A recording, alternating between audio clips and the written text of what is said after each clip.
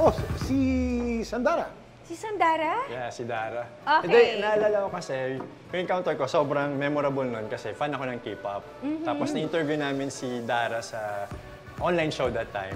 Tapos, alam mo yung wala ka namang alam sa nangyayari. Ako kasi hindi pa ako ganun ka-updated that time. Pero alam ko na member siya ng To Anyone that Yes. time.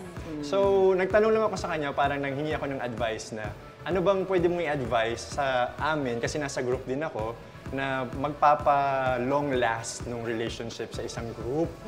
Tapos after nun, cool naman siya, maayos naman yung sinagot na sinabi niya, huwag kayong mag-away-away, magmahalan kayo.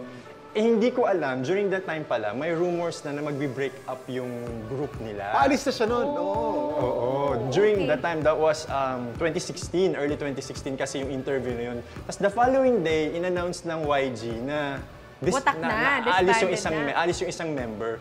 So parang ang nangyari sa akin that time, hindi ko alam, na natanong ko siya ng gano'n na meron palang sensitive na nangyayari sa kanya.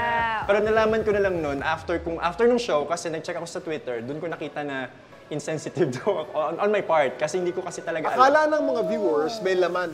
Yung Yes, tanong ganun mo. yung dating. wala namang laman. Walang laman. May nagtanggol naman sa akin online, sabi nila na hindi naman siguro alam ni Luke na magpapaalam na yung isang member That's para right. ma-disband. Thank you, guys!